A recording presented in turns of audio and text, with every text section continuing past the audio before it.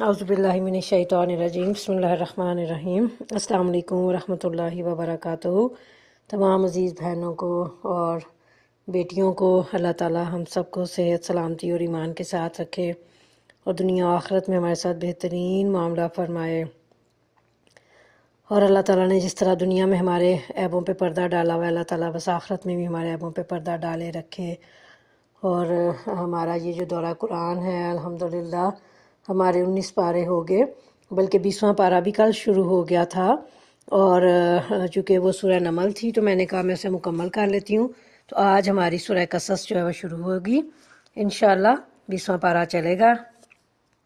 अल्लाह ताला कबूल फरमाए और हमें अमल की बेहतरीन तौफीक अता फरमाए। हमारे तमाम बीमारों को अल्लाह रब्बुल आलमीन अपनी रहमत से शिफाए कामला अजला दे दें और तमाम बेरोज़गारों को बेहतरीन रिज़्क़ हलाल अता फरमा दें और कुल मुस्लिमीन मुस्लिमात की हाजात ज़रूरियात अपनी रहमत से पूरी कर दें और अल्लाह हमें दुनिया आखिरत में किसी का भी मोहताज ना करें। आमीन सुम आमीन। सूरह कसस हमारी शुरू हो रही है। अब ये जो नाम है सूरह का आयत नंबर 25 के फ़िक्रे से लिया गया है। और वक़स्सा अलैहिल कसस यानी वो सूरह जिसमें अल कसस का लफ्ज़ आया है। लुगत के अतबार से कसस के मानी तरतीब वार वाक़यात बयान करने के हैं। इस लिहाज से ये लफ्ज़ बाएतबार मानी भी इस सूरह का उन्वान हो सकता है, क्योंकि इसमें हज़रत मूसा अलैहिस्सलाम का मुफस्सल किस्सा बयान हुआ है। ज़माना नज़ूल देखते हैं हम तो सूरह नमल के दिबाचे में इब्न अब्बास और जाबिर बिन ज़ैद का ये कौल हम नकल कर चुके हैं कि सूरह शुरा, सूरह नमल और सूरह कसस ये के बाद दीगरें नाजिल हुई हैं। ज़ुबान, अंदाज़े बयान और मज़ामीन से भी यही महसूस होता है कि इन तीनों सूरतों का ज़माना नज़ूल करीब करीब ही है और इस लिहाज से भी इन तीनों में करीबी ताल्लुक़ है। हज़रत मूसा अलैहिस्सलाम के किस्से के मुख्तलिफ़ अज्ज़ा जो इनमें बयान किए गए हैं वो बाहम मिलकर एक पूरा किस्सा बन जाते हैं। और मौजू और मुबाहस के लिहाज से इसका मौजू उन शुबहात और एतराज़ात को रफ़ा करना है जो नबी सल्लल्लाहु अलैहि वसल्लम की रसालत पर वारिद किए जा रहे थे और उन उज़रात को कता करना है जो आप सल्लल्लाहु अलैहि वसल्लम पर ईमान न लाने के लिए पेश किए जाते थे। और ये कि अल्लाह ताला जो कुछ करना चाहता है उसके लिए गैर महसूस तरीके से असबाब और ज़राए फ़राहम कर देता है। दूसरी बात ये कि नबूवत किसी शख्स को किसी बड़े जश्न और ज़मीन आसमान से किसी भारी ऐलान के साथ नहीं दी जाती, क्योंकि अहले मक्का बार बार हैरत से कहते थे कि आप सल्लल्लाहु अलैहि वसल्लम को चुपके से नबूवत कहाँ से मिल गई और जो बैठे बैठाए नबी कैसे बन गए। ठीक है जी। तीसरी बात यह कि जिस बंदे से अल्लाह कोई काम लेना चाहता है वो बगैर किसी लाओ लश्कर और सर सामान के उठता है, कोई इसका मददगार नहीं होता, कोई ताकत बज़ाहिर उसके पास नहीं होती, मगर बड़े बड़े लाओ लश्कर और सर सामान वाले आखिरकार उसके मुकाबले में दरे के दरे रह जाते हैं। और जो निस्बत आज तुम यानी अहले मक्का और मोहम्मद सल्लल्लाहु अलैहि वसल्लम के दरमियान देख रहे हैं, इससे बहुत ज़्यादा फ़र्क मूसा अलैहिस्सलाम और फ़िरौन की ताकत के दरमियान था। मगर देख लो कि आखिर कौन जीता और कौन हारा। चौथी बात यह कि तुम लोग बार बार मूसा अलैहिस्सलाम का हवाला देते हो कि मोहम्मद सल्लल्लाहु अलैहि वसल्लम को वो कुछ क्यों ना दिया गया जो मूसा अलैहिस्सलाम को दिया गया था, यानी असा और यद बैज़ा और दूसरे खुले खुले मोजज़े। गोया तुम ईमान लाने को तो तैयार बैठे हो, बस इंतज़ार है कि ये मोजज़े तुम्हें दिखाए जाएं। लेकिन ये कि तुम लोगों ने मोजज़े देखकर भी हक़ का इनकार ही करना है। ये इसके मबाहस हैं इंशाअल्लाह। तो हम देखते हैं सुबहानल्लाहि व बिहम्दिही सुबहानल्लाहिल अज़ीम सुबहानल्लाहि व बिहम्दिही अदद ख़ल्क़िही व रिज़ा नफ्सिही व ज़िनत अर्शिही व मिदाद कलिमात। अल्लाहुम्मा सल्लि अला मुहम्मदिन व अला आलि मुहम्मदिन कमा सल्लैता अला इब्राहीम व अला आलि इब्राहीम इन्नका हमीदुम मजीद। अल्लाहुम्मा बारिक अला मुहम्मदिन व अला आलि मुहम्मदिन कमा बारकता अला इब्राहीम व अला आलि इब्राहीम इन्नका हमीदुम मजीद। रब्बि इश्रह ली सदरी व यस्सिर ली अमरी वहलुल उक़दतम मिन लिसानी यफ़क़हू क़ौली। रब्बि ज़िदनी इल्मा। बिस्मिल्लाहिर रहमानिर रहीम।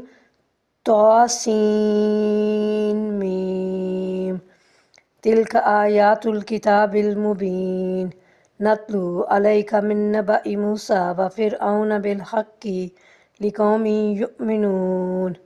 इन्ना फ़िरऔन अला फ़िल अर्दि व जअल अहलहा शियअन यस्तदइफ़ु त्वाइफ़तम मिनहुम युज़ब्बिहु أبناءهم ويستحيي نساءهم إنه كان من المفسدين صدق اللہ العظیم۔ سورہ قصص جو ہے اس کے 88 آیات ہیں، یعنی 88 آیات ہیں اور 9 رکوع ہیں، اور یہ بھی مکی سورہ ہے۔ ترجمہ شروع کرتے ہیں۔ طاسین میم، یہ کتاب مبین کی آیات ہیں۔ ہم موسیٰ علیہ السلام اور فرعون کا کچھ حال ٹھیک ٹھیک تمہیں سناتے ہیں، ایسے لوگوں کے فائدے کے لیے جو ایمان لائیں۔ یعنی یہ واقعہ اس بات کی دلیل ہے قرآن پاک کا نزول کہ آپ اللہ کے پیغمبر ہیں، کیونکہ وہی الہی کے بغیر صدیوں قبل کے واقعات بالکل اس طریقے سے بیان کر دینا جس طرح وہ پیش آئے ناممکن ہے۔ تاہم اس کے باوجود اس سے فائدہ اہل ایمان ہی کو ہوگا، کیونکہ وہی آپ صلی اللہ علیہ وسلم کی باتوں کی تصدیق کریں گے۔ واقعہ یہ ہے کہ فرعون نے زمین میں سرکشی کی اور اس کے باشندوں کو گروہوں میں تقسیم کر دیا۔ ان میں سے ایک گروہ کو وہ ذلیل کرتا تھا، اس کے لڑکوں کو قتل کرتا اور اس کی لڑکیوں کو جیتا رہنے دیتا تھا۔ فی الواقع وہ مفسد لوگوں میں سے تھا،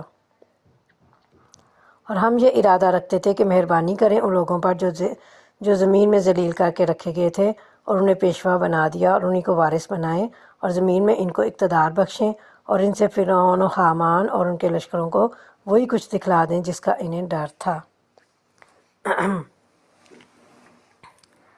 یعنی بنی اسرائیل مراد ہے اس سے، جو اس وقت کی افضل ترین قوم تھی، لیکن ابتلا اور آزمائش کے طور پر فرعون کی غلام اور اس کی ستمرانیوں کا تختہ مشق بنی ہوئی تھی، جس کی وجہ سے بعض نجومیوں نے یہ پیشگوئی کی تھی کہ بنی اسرائیل میں پیدا ہونے والے ایک بچے کے ہاتھوں فرعون کی ہلاکت اور اس کی سلطنت کا خاتمہ ہوگا، جس کا حل اس نے یہ نکالا کہ ہر پیدا ہونے والا اسرائیلی بچہ قتل کر دیا جائے۔ حالانکہ اس احمق نے یہ نہیں سوچا کہ اگر کاہن سچا ہے تو ایسا یقیناً ہو کر رہے گا، چاہے وہ بچے قتل کرواتا رہے، اور اگر وہ جھوٹا ہے تو قتل کروانے کی ضرورت ہی نہیں۔ چنانچہ ایسا ہی ہوا، اور اللہ تعالیٰ نے اس کمزور اور غلام قوم کو مشرق و مغرب کا وارث یعنی مالک و حکمران بنا دیا۔ اور آگے اللہ فرماتے ہیں کہ ہم نے موسیٰ علیہ السلام کی ماں کو اشارہ کیا کہ اس کو دودھ پلا، پھر جب تجھے اس کی جان کا خطرہ ہو تو اسے دریا میں ڈال دے، اور کچھ خوف اور غم نہ کر، ہم اسے تیرے ہی پاس لے آئیں گے اور اس کو پیغمبروں میں شامل کریں گے۔ یہاں پہ آیت مبارکہ کے الفاظ ہیں نا، وَأَوْحَيْنَا إِلَىٰ أُمِّ مُوسَىٰ أَنْ أَرْضِعِهِ، تو وحی سے مراد یہاں دل میں بات ڈالنا ہے۔ وہ وحی نہیں ہے جو انبیاء پر فرشتے کے ذریعے سے نازل کی جاتی تھی، اور اگر فرشتے کے ذریعے سے بھی آئی ہو تب بھی اس ایک وحی سے موسیٰ علیہ السلام کا نبی ہونا ثابت نہیں ہوتا، کیونکہ فرشتے بعض دفعہ عام انسانوں کے پاس بھی آ جاتے ہیں۔ اور اس طرح اللہ تعالیٰ نے ان کی ماں کو اشارہ دیا، اور یہ تسلی دی کہ دریا میں ڈوب جانے یا ضائع ہو جانے سے نہ ڈرنا، اور اس کی جدائی کا غم بھی نہ کرنا۔ آخر کار فرعون کے گھر والوں نے اسے دریا سے نکال لیا تاکہ وہ ان کا دشمن اور ان کے لیے سبب رنج بنے۔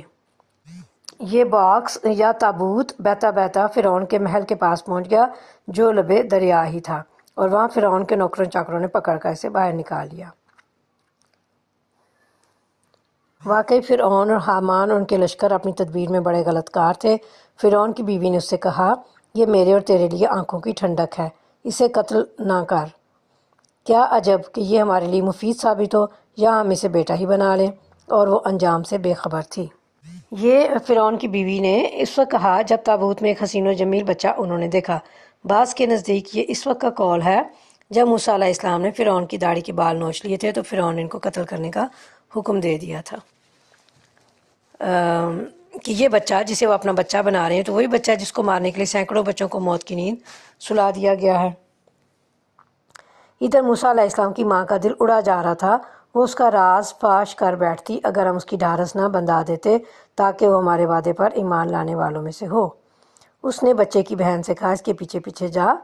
چنانچہ وہ الگ سے اس کو اس طرح دیکھتی رہی کہ دشمنوں کو اس کا پتہ نہ چلا، اور ہم نے بچے پر پہلے ہی دودھ پلانے والیوں کی چھاتیاں حرام کر رکھی تھیں۔ یہ حالت دیکھ کر اس لڑکی نے ان سے کہا، میں تمہیں ایسے گھر کا پتہ بتاؤں جس کے لوگ اس کی پرورش کا ذمہ لیں اور خیر خواہی کے ساتھ اسے رکھیں۔ اس طرح ہم موسیٰ علیہ السلام کو اس کی ماں کے پاس پلٹا لائے تاکہ اس کی آنکھیں ٹھنڈی ہوں اور وہ غمگین نہ ہو، اور جان لے کہ اللہ کا وعدہ سچا تھا، مگر اکثر لوگ اس بات کو نہیں جانتے۔ چنانچہ موسیٰ علیہ السلام کی بہن دریا کے کنارے کنارے دیکھتی رہی تھی، حتیٰ کہ اس نے دیکھ لیا کہ اس کا بھائی فرعون کے محل میں چلا گیا، اور اللہ تعالیٰ نے اپنی قدرت اور حکم کے ذریعے سے موسیٰ علیہ السلام کو اپنی ماں کے علاوہ کسی اور انا کا دودھ پینے سے منع کر دیا۔ چنانچہ بہت کوشش کے باوجود کوئی انا انہیں دودھ پلانے اور چپ کرانے میں کامیاب نہیں ہو سکی۔ یہ سب کچھ ان کی بہن خاموشی کے ساتھ دیکھ رہی تھی۔ بالآخر بول پڑی کہ میں تمہیں ایسا گھرانہ بتاؤں جو اس بچہ کی تمہارے لیے پرورش کرے۔ چنانچہ انہوں نے موسیٰ علیہ السلام کی بہن سے کہا کہ جا اس عورت کو لے آ۔ چنانچہ وہ دوڑی دوڑی گئی اور اپنی ماں کو، جو موسیٰ علیہ السلام کی بھی ماں تھی، ساتھ لے آئی۔ اور جب حضرت موسیٰ علیہ السلام نے اپنی والدہ کا دودھ پی لیا تو فرعون نے والدہ موسیٰ سے محل میں رہنے کی استدعا کی تاکہ بچے کی صحیح پرورش اور نگہداشت ہو سکے، لیکن انہوں نے کہا کہ میں اپنے خاوند اور بچوں کو چھوڑ کر یہاں نہیں رہ سکتی۔ بالآخر یہ طے پایا کہ بچے کو اپنے ساتھ ہی اپنے گھر لے جائیں اور وہیں اس کی پرورش کریں، اور اس کی اجرت انہیں شاہی خزانے سے دی جائے گی۔ سبحان اللہ، اللہ کی قدرت کے کیا کہنے! دودھ اپنے بچے کو پلائیں اور تنہا فرعون سے وصول کرے۔ اللہ تعالیٰ نے موسیٰ علیہ السلام کو واپس لوٹانے کا وعدہ کس احسن طریقے سے پورا فرمایا۔ یعنی بہت سے کام ایسے ہوتے ہیں کہ ان کے انجام کی حقیقت سے اکثر لوگ بے علم ہوتے ہیں، لیکن اللہ کو اس کے حسن انجام کا علم ہوتا ہے۔ اسی لیے اللہ نے فرمایا، ہو سکتا ہے جس چیز کو تم برا سمجھو اس میں تمہارے لیے خیر ہو، اور جس چیز کو تم پسند کرو اس میں تمہارے لیے شر کا پہلو ہو۔ ترجمے کی طرف دوبارہ آتے ہیں۔ جب موسیٰ علیہ السلام اپنی پوری جوانی کو پہنچ گیا اور اس کا نشو و نما مکمل ہو گیا تو ہم نے اسے حکم اور علم عطا کیا۔ ہم نیک لوگوں کو ایسی ہی جزا دیتے ہیں۔ ایک روز وہ شہر میں ایسے وقت داخل ہوا جب کہ اہل شہر غفلت میں تھے۔ وہاں اس نے دیکھا کہ 2 آدمی لڑ رہے ہیں، ایک اس کی اپنی قوم کا تھا، دوسرا اس کی دشمن قوم سے تعلق رکھتا تھا۔ اس کی قوم کے آدمی نے دشمن قوم والے کے خلاف اسے مدد کے لیے پکارا۔ موسیٰ علیہ السلام نے اس کو ایک گھونسا مارا اور اس کا کام تمام کر دیا۔ یہ حرکت سرزد ہوتے ہی موسیٰ علیہ السلام نے کہا، یہ شیطان کی کار فرمائی ہے، وہ سخت دشمن اور کھلا گمراہ کن ہے۔ پھر وہ کہنے لگا اے میرے رب، میں نے اپنے نفس پر ظلم کر ڈالا، میری مغفرت فرما دے۔ چنانچہ اللہ نے اس کی مغفرت فرما دی، وہ غفور و رحیم ہے۔ موسیٰ علیہ السلام نے عہد کیا کہ اے میرے رب، یہ احسان جو تو نے مجھ پر کیا ہے، اس کے بعد میں کبھی مجرموں کا مددگار نہ بنوں گا۔ حکم اور علم سے مراد عقل و دانش اور وہ علوم ہیں جو حضرت موسیٰ علیہ السلام نے سیکھے۔ حضرت موسیٰ علیہ السلام نے اس کام کو شیطانی فعل اس لیے قرار دیا کہ قتل ایک نہایت سنگین جرم ہے، اور حضرت موسیٰ علیہ السلام کا مقصد اسے ہرگز قتل کرنا نہیں تھا۔ اور شیطان، جس کی انسان سے دشمنی بھی واضح ہے اور انسان کو گمراہ کرنے کے لیے وہ جو جتن کرتا ہے، وہ بھی ہم سے چھپے ہوئے نہیں ہے۔ یہ اتفاقیہ قتل اگرچہ کبیرہ گناہ نہیں تھا، کیونکہ کبائر سے اللہ تعالیٰ اپنے پیغمبروں کی حفاظت فرماتا ہے، تاہم یہ بھی ایسا گناہ نظر آتا تھا جس کے لیے بہت بخشش انہوں نے ضروری سمجھی۔ اور دوسرے انہیں خطرہ تھا، یعنی حضرت موسیٰ علیہ السلام کو، کہ فرعون کو اس کی اطلاع ملی تو اس کے بدلے انہیں قتل کر دے گا۔ دوسرے روز وہ صبح سویرے ڈرتا اور ہر طرف سے خطرہ بھانپتا ہوا شہر میں جا رہا تھا کہ یکاجک کیا دیکھتا ہے کہ وہی شخص جس نے کل اسے مدد کے لیے پکارا تھا آج پھر اسے پکار رہا ہے۔ موسیٰ علیہ السلام نے کہا، تو بڑا ہی بہکا ہوا آدمی ہے۔ پھر جب موسیٰ علیہ السلام نے ارادہ کیا کہ دشمن قوم کے آدمی پر حملہ کرے تو وہ پکار اٹھا، اے موسیٰ، کیا آج تو مجھے اسی طرح قتل کرنے لگا جس طرح کل ایک شخص کو قتل کر چکا ہے؟ تو اس ملک میں جبار بن کر رہنا چاہتا ہے، اصلاح کرنا نہیں چاہتا۔ اس کے بعد ایک آدمی شہر کے پرلے سرے سے دوڑتا ہوا آیا اور بولا، موسیٰ، سرداروں میں تیرے قتل کے مشورے ہو رہے ہیں، یہاں سے نکل جا، میں تیرا خیر خواہ ہوں۔ یہ خبر سنتے ہی موسیٰ ڈرتا اور سہمتا ہوا نکل کھڑا ہوا اور اس نے دعا کی کہ اے میرے رب، مجھے ظالموں سے بچا۔ یہ آدمی کون تھا جس نے موسیٰ علیہ السلام کو اطلاع دی؟ بعض مفسرین کے نزدیک یہ فرعون کی قوم سے تھا جو در پردہ حضرت موسیٰ علیہ السلام کا خیر خواہ تھا، اور ظاہر ہے سرداروں کے مشورے کی خبر ایسے ہی آدمی کے ذریعے آنا قرینے کے آس ہے۔ بعض کے نزدیک یہ موسیٰ علیہ السلام کا قریبی رشتہ دار اور اسرائیلی تھا۔ جب موسیٰ علیہ السلام کے علم میں یہ بات آئی کہ ان کے قتل کے مشورے ہو رہے ہیں تو وہ وہاں سے نکل کھڑے ہوئے تاکہ فرعون کی گرفت میں نہ آ سکیں۔ حضرت موسیٰ علیہ السلام نے جو دعا کی کہ پروردگار مجھے ظالموں کے گروہ سے بچا لے، تو اللہ تعالیٰ نے ان کی یہ دعا قبول فرمائی اور ایسے سیدھے راستے کی طرف ان کی رہنمائی فرما دی، جس سے ان کی دنیا بھی سنور گئی اور آخرت بھی، یعنی وہ ہادی بھی بن گئے اور مہدی بھی، خود بھی ہدایت یافتہ اور دوسروں کو بھی ہدایت کا راستہ بتلانے والے۔ مصر سے نکل کر جب موسیٰ علیہ السلام نے مدین کا رخ کیا تو اس نے کہا امید ہے کہ میرا رب مجھے ٹھیک راستے پر ڈال دے گا، اور جب وہ مدین کے کنویں پر پہنچا تو اس نے دیکھا کہ بہت سے لوگ اپنے جانوروں کو پانی پلا رہے ہیں اور ان سے الگ ایک طرف دو عورتیں اپنے جانوروں کو روک رہی ہیں۔ موسیٰ علیہ السلام نے ان عورتوں سے پوچھا کہ تمہیں کیا پریشانی ہے؟ انہوں نے کہا ہم اپنے جانوروں کو پانی نہیں پلا سکتی جب تک یہ چرواہے اپنے جانور نہ نکال لے جائیں، اور ہمارے والد ایک بوڑھے آدمی ہیں۔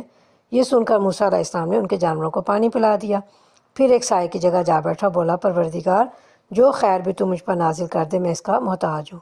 بہت پیاری دعا، رب انی لما انزلت الی من خیر فقیر، بہت پیاری دعا ہے، ہم سب انشاءاللہ اسے یاد کر لیں گے۔ کچھ دیر نہ گزری تھی کہ ان دونوں عورتوں میں سے ایک شرم و حیا کے ساتھ چلتی اس کے پاس آئی اور کہنے لگی میرے والد آپ کو بلا رہے ہیں تاکہ آپ نے ہمارے لیے جانوروں کو جو پانی پلایا ہے اس کا اجر آپ کو دیں۔ موسیٰ علیہ السلام جب اس کے پاس پہنچا اور اپنا سارا قصہ اسے سنایا تو اس نے کہا کچھ خوف نہ کرو، اب تم ظالم لوگوں سے بچ نکلے ہو۔ حضرت موسیٰ علیہ السلام اتنا لمبا سفر کر کے مصر سے مدین پہنچے تھے، کھانے کے لیے کچھ نہیں تھا، جبکہ سفر کی تکان اور بھوک سے نڈال تھے، چنانچہ جانوروں کو پانی پلا کر ایک درخت کے سائے تلے آ کر مصروف دعا ہو گئے، اور یہ دعا جو ہے کھانے پر، امور خیر اور عبادات پر، طاقت و قوت پر اور مال پر، بہت ساری چیزوں پر کے لیے یہ دعا کی جا سکتی ہے اور کی جاتی ہے۔ اللہ نے حضرت موسیٰ علیہ السلام کی دعا قبول فرما لی اور دونوں میں سے ایک لڑکی نے بلانے آ گئی۔ لڑکی کی شرم و حیا کا قرآن نے بطور خاص ذکر کیا ہے کہ یہ عورت کا اصل زیور ہے اور مردوں کی طرح حیا و حجاب سے بے نیازی اور بے باکی عورت کے لیے شرعاً ناپسندیدہ ہے۔ ان دونوں عورتوں میں سے ایک نے اپنے باپ سے کہا ابا جان اس شخص کو نوکر رکھ لیجئے، بہترین آدمی جسے آپ ملازم رکھیں وہی ہو سکتا ہے جو مضبوط اور امانت دار ہو۔ اس کے باپ نے موسیٰ علیہ السلام سے کہا میں چاہتا ہوں کہ اپنی ان دو بیٹیوں میں سے ایک کا نکاح تمہارے ساتھ کر دوں، بشرط یہ کہ تم 8 سال تک میرے ہاں ملازمت کرو، اور اگر 10 سال پورے کر دو تو یہ تمہاری مرضی ہے، میں تم پر سختی نہیں کرنا چاہتا۔ ہمارے ملک میں کسی لڑکی والے کی طرف سے نکاح کی خواہش کا اظہار معیوب سمجھا جاتا ہے، لیکن شریعت الہیہ میں یہ مذموم نہیں ہے۔ صفات محمودہ کا حامل لڑکا اگر مل جائے تو اس سے یا اس کے گھر والوں سے اپنی بیٹی کے لیے رشتے کی بات چیت کرنا برا نہیں ہے، بلکہ محمود اور پسندیدہ ہے۔ عہد رسالت میں آپ صلی اللہ علیہ وسلم اور صحابہ کرام رضوان اللہ علیہم اجمعین میں بھی یہی طریقہ تھا۔ 8 سال کا عہد ہوا ان کا کہ وہ 8 سال یہاں رہیں گے اور مزید 2 سال کی خدمت میں مشقت اور ایذا محسوس کریں تو 8 سال کے بعد جانے کی اجازت ہوگی۔ اور انہوں نے کہا ان کے والد نے کہ میں تم پر سختی نہیں کرنا چاہتا، یعنی نہ میں جھگڑا کروں گا، نہ اذیت پہنچاؤں گا اور نہ سختی سے کام لوں گا۔ موسیٰ علیہ السلام نے جواب دیا یہ بات میرے اور آپ کے درمیان طے ہو گئی، ان دونوں مدتوں میں سے جو بھی میں پوری کر دوں اس کے بعد پھر کوئی ذاتی مجھ پر نہ ہو، اور جو کچھ قول و قرار ہم کر رہے ہیں اللہ اس پر نگہبان ہے۔ یعنی 8 سال کے بعد یا 10 سال کے بعد جانا چاہوں تو مجھ سے مزید رہنے کا مطالبہ نہ کیا جائے۔ جب موسیٰ علیہ السلام نے مدت پوری کر دی اور اپنے اہل و عیال کو لے کر چلا تو طور کی جانب اس کو ایک آگ نظر آئی۔ اس نے اپنے گھر والوں سے کہا ٹھہرو، میں نے ایک آگ دیکھی ہے، شاید میں وہاں سے کوئی خبر لے آؤں یا اس آگ سے کوئی انگارہ ہی اٹھا لاؤں جس سے تم تاپ سکو۔ وہاں پہنچا تو وادی کے داہنے کنارے پر مبارک خطے میں ایک درخت سے پکارا گیا کہ اے موسیٰ میں ہی اللہ ہوں سارے جہان والوں کا مالک، اور حکم دیا گیا کہ پھینک دے اپنی لاٹھی۔ جو ہی کہ موسیٰ علیہ السلام نے دیکھا کہ وہ لاٹھی سانپ کی طرح بل کھا رہی ہے تو وہ پیٹھ پھیر کر بھاگا اور اس نے مڑ کر بھی نہ دیکھا۔ ارشاد ہوا موسیٰ پلٹ آ اور خوف نہ کر، تو بالکل محفوظ ہے۔ یعنی آواز وادی کے کنارے سے آ رہی تھی جو مغربی جانب سے پہاڑ کے دائیں طرف تھی، اور یہاں درخت سے آگ کے شعلے بلند ہو رہے تھے جو دراصل رب کی تجلی کا نور تھا۔ اے موسیٰ تجھ سے جو اس وقت مخاطب اور ہم کلام ہے وہ میں ہوں اللہ رب العالمین۔ یہ موسیٰ علیہ السلام کا معجزہ ہے جو اللہ نے ان کو دیا، یعنی موسیٰ پلٹ آ اور خوف نہ کر، تو بالکل محفوظ ہے، اپنا ہاتھ گریبان میں ڈال، چمکتا ہوا نکلے گا بغیر کسی تکلیف کے، اور خوف سے بچنے کے لیے اپنا بازو بھینچ لے۔ یہ دو روشن نشانیاں ہیں تیرے رب کی طرف سے فرعون اس کے درباریوں کے سامنے پیش کرنے کے لیے، وہ بڑے نافرمان لوگ ہیں۔ یعنی یہ موسیٰ علیہ السلام کا وہ معجزہ ہے جو کوہ طور پر نبوت سے سرفراز کیے جانے کے بعد ان کو ملا۔ چونکہ معجزہ ایسی چیز کو کہتے ہیں جو عام طریقے یا عادت کے خلاف ہوتا ہے، مختلف ہوتا ہے، تو یعنی جو عام عادات اور اسباب ظاہری کے خلاف ہو، تو ایسا معاملہ چونکہ اللہ کے حکم مشیت سے ظاہر ہوتا ہے، کسی بھی انسان کے اختیار سے نہیں، چاہے وہ جلیل القدر پیغمبر اور نبی مقرب ہی کیوں نہ ہو۔ اس لیے جب موسیٰ علیہ السلام کے اپنے ہاتھ کی لاٹھی زمین پر پھینکنے سے حرکت کرتی اور دوڑتی پھنکارتی سانپ بن گئی تو حضرت موسیٰ علیہ السلام بھی ڈر گئے، اور اللہ نے بتایا اور تسلی دی تو حضرت موسیٰ علیہ السلام کا خوف دور ہوا، اور یہ واضح ہوا کہ اللہ تعالیٰ نے ان کی صداقت کے لیے بطور دلیل یہ معجزہ انہیں عطا فرمایا ہے۔ یہ لاٹھی والی بات ہے، اور دوسرا یعنی وہ معجزہ، اور دوسرا معجزہ جو چمکتا ہوا ہاتھ ید بیضا جو انہیں عطا کیا گیا۔ یعنی فرعون اور اس کی جماعت کے سامنے یہ دونوں معجزے اپنی صداقت کی دلیل کے طور پر پیش کرو، یہ لوگ اللہ کی اطاعت سے نکل چکے ہیں اور اللہ کے دین کے مخالف ہیں۔ موسیٰ علیہ السلام نے عرض کیا، میرے آقا، میں تو ان کا ایک آدمی قتل کر چکا ہوں، ڈرتا ہوں کہ مجھے مار ڈالیں گے، اور میرا بھائی ہارون مجھ سے زیادہ زبان آور ہے، اسے میرے ساتھ مددگار کے طور پر بھیج تاکہ وہ میری تائید کرے، مجھے اندیشہ ہے کہ وہ لوگ مجھے جھٹلا دیں گے۔ فرمایا، ہم تیرے بھائی کے ذریعے سے تیرا ہاتھ مضبوط کریں گے اور تم دونوں کو ایسی ستوت بخشیں گے کہ وہ تمہارا کچھ نہ بگاڑ سکیں گے، ہماری نشانیوں کے زور سے غلبہ تمہارا اور تمہارے پیرووں کا ہی ہوگا۔ یہ وہ خطرہ تھا جو واقعی حضرت موسیٰ علیہ السلام کی جان کو لاحق تھا، کیونکہ ان کے ہاتھوں ایک قبطی کا قتل ہو چکا تھا، اور حضرت موسیٰ علیہ السلام کی دعا قبول کر لی گئی، اور ان کی سفارش پر حضرت ہارون علیہ السلام کو بھی نبوت سے سرفراز فرما کر ان کا ساتھی اور مددگار بنا دیا گیا۔ اور پھر جو آگے اللہ نے فرمایا کہ ہم تمہاری حفاظت کریں گے، یعنی فرعون اور اس کے جو وزیر اور مشیر ہیں تمہارا کچھ نہیں بگاڑ سکیں گے۔ پھر جب موسیٰ علیہ السلام ان لوگوں کے پاس ہماری کھلی کھلی نشانیاں لے کر پہنچا تو انہوں نے کہا کہ یہ کچھ نہیں ہے مگر بناوٹی جادو، اور یہ باتیں تو ہم نے اپنے باپ دادا کے زمانے میں کبھی سنی ہی نہیں۔ موسیٰ علیہ السلام نے جواب دیا، میرا رب اس شخص کے حال سے خوب واقف ہے جو اس کی طرف ہدایت لے کر آیا ہے، اور وہی بہتر جانتا ہے کہ آخری انجام کس کا اچھا ہونا ہے۔ حق یہ ہے کہ ظالم کبھی فلاح نہیں پاتے۔ یعنی مجھ سے اور تم سے زیادہ ہدایت کا جاننے والا اللہ ہے، اس لیے جو بات اللہ کی طرف سے آئے گی وہ صحیح ہوگی یا تمہارے اور تمہارے باپ دادوں کی طرف سے، اور اچھے انجام سے مراد آخرت میں اللہ کی رضامندی اور اس کی رحمت و مغفرت کا مستحق قرار پا جانا ہے، اور یہ استحقاق صرف اہل توحید کے حصے میں آئے گا۔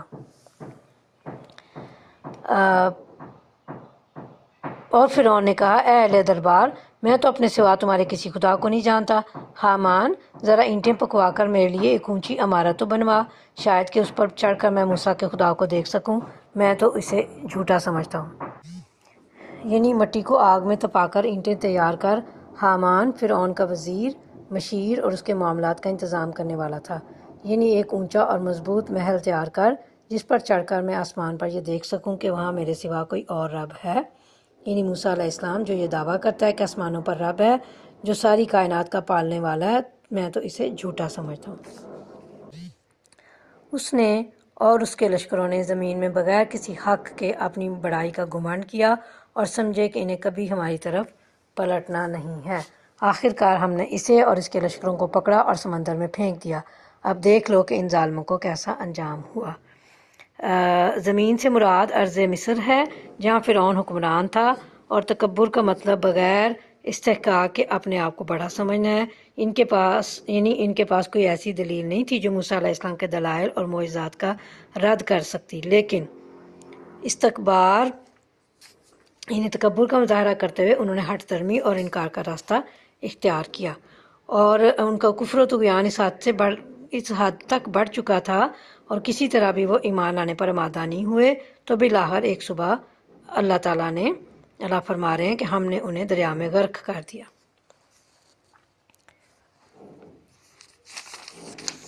ہم نے انہیں جہنم کی طرف دعوت دینے والے پیش رو بنا دیا اور قیامت کے روز وہ کہیں سے کوئی مدد نہ پا سکیں گے۔ ہم نے اس دنیا میں ان کے پیچھے لعنت لگا دی اور قیامت کے روز وہ بڑی قباحت میں مبتلا ہوں گے۔ یعنی دنیا میں بھی ذلت و رسوائی ان کا مقدر بنی اور آخرت میں بھی وہ بدحال ہوں گے، یعنی چہرے سیاہ اور آنکھیں نیل گوں، جیسا کہ جہنمیوں کے تذکرے میں آتا ہے۔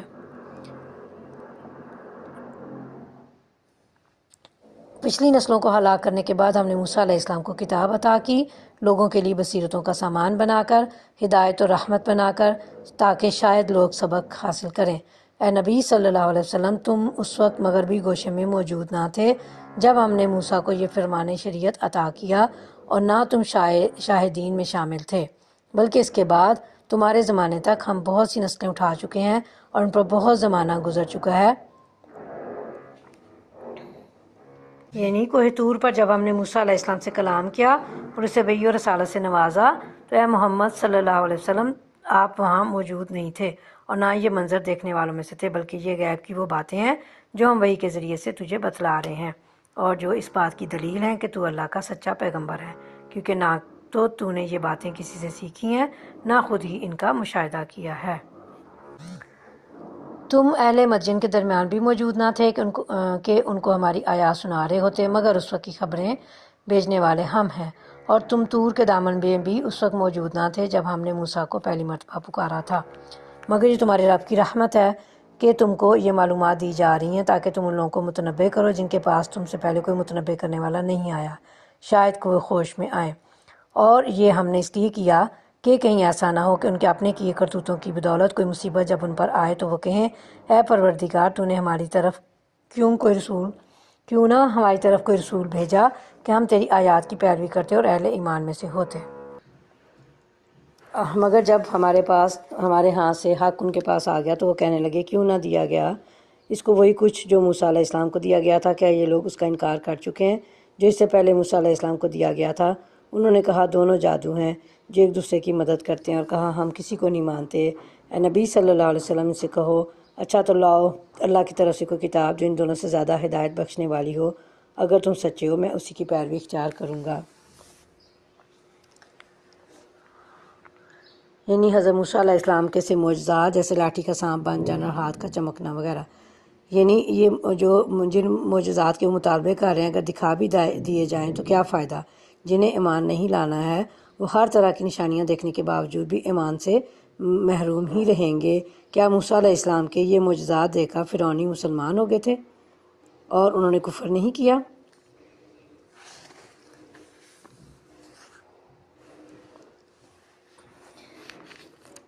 اب اگر وہ تمہارا یہ مطالبہ پورا نہیں کرتے تو سمجھ لو کہ دراصل یہ اپنی خواہشات کے پیرو ہیں، اور اس شخص سے بڑھ کر کون گمراہ ہوگا جو خدائی ہدایت کے بغیر بس اپنی خواہشات کی پیروی کرے۔ اللہ ایسے ظالموں کو ہرگز ہدایت نہیں بخشتا، اور نصیحت کی بات پے در پہ ہم انہیں پہنچا چکے ہیں تاکہ وہ غفلت سے بیدار ہوں۔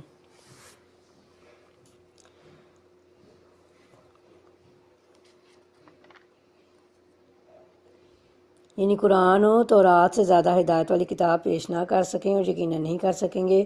یعنی اللہ کی طرف سے نازل کردہ ہدایت کو چھوڑ کر خواہش نفس کی پیروی کرنا یہ سب سے بڑی گمراہی ہے، اور اس لحاظ سے یہ قریش مکہ سب سے بڑے گمراہ ہیں جو اسی حرکت کا ارتکاب کر رہے ہیں۔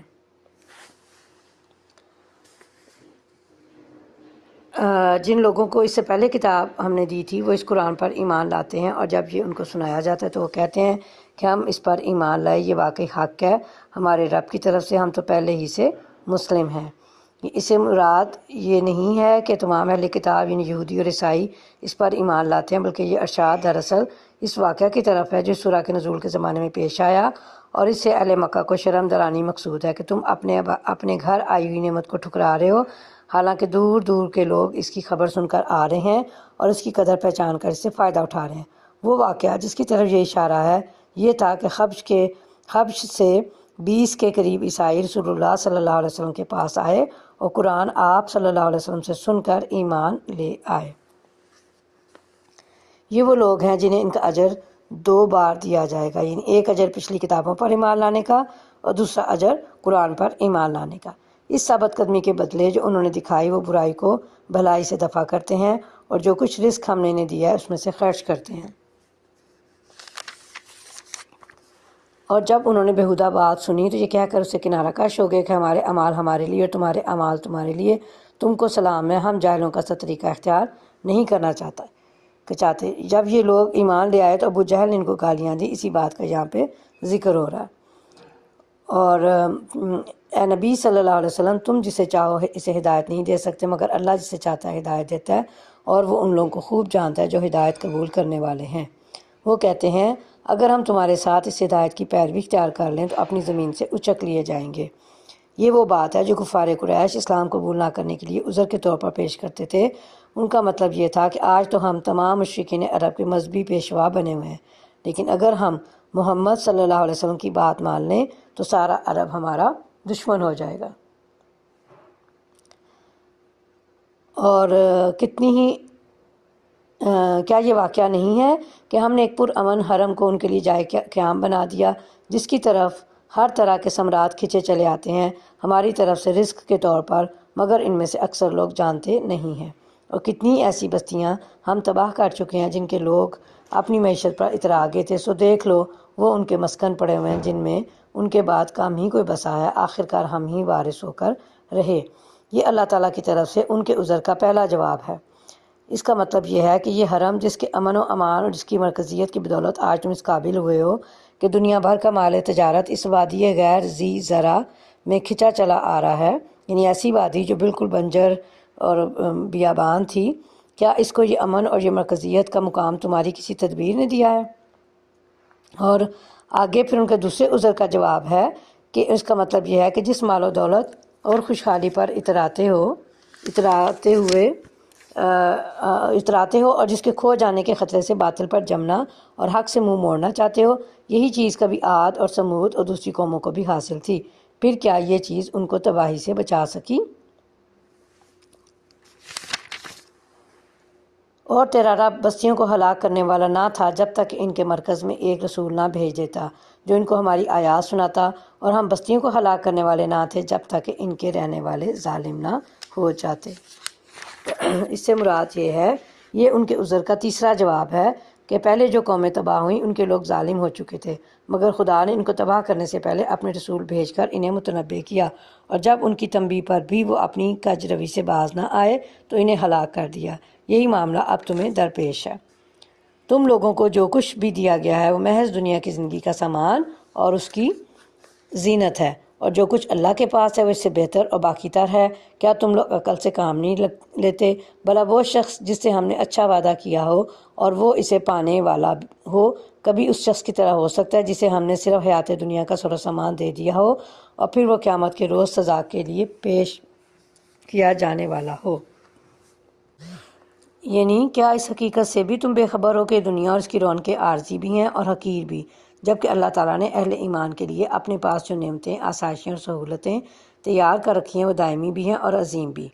حدیث میں ہے، اللہ کی قسم دنیا آخرت کے مقابلے میں ایسی ہے جیسے تم میں سے کوئی شخص اپنی انگلی سمندر میں ڈبو کر نکال لے، دیکھے کہ سمندر کے مقابلے میں انگلی میں کتنا پانی ہوگا۔ صحیح مسلم کی یہ حدیث مبارکہ ہے۔ یہی سزا اور عذاب کا مستحق ہوگا، مطلب ہے کہ اہل ایمان وعدہ الہی کے مطابق نعمتوں سے بہراور اور نافرمان عذاب سے دوچار۔ کیا یہ دونوں برابر ہو سکتے ہیں؟ اور بھول نہ جائیں یہ لوگ اس دن کو جب کہ وہ ان کو پکارے گا اور پوچھے گا، کہاں ہیں میرے وہ شریک جن کا تم گمان رکھتے تھے؟ یہ قول جن پر چشمہ ہوگا وہ کہیں گے، اے ہمارے رب، یہ بے شک یہی لوگ ہیں جن کو ہم نے گمراہ کیا تھا، انہیں ہم نے اسی طرح گمراہ کیا جیسے ہم خود گمراہ ہوئے۔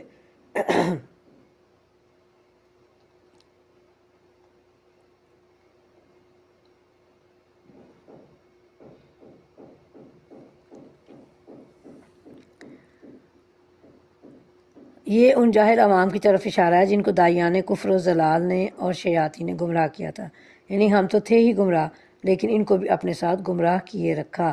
مطلب یہ ہے کہ ہم نے ان پر کوئی جبر نہیں کیا تھا، بس ہمارے ادنا سے اشارے پر ہماری طرح ہی انہوں نے بھی گمراہی اختیار کر لی۔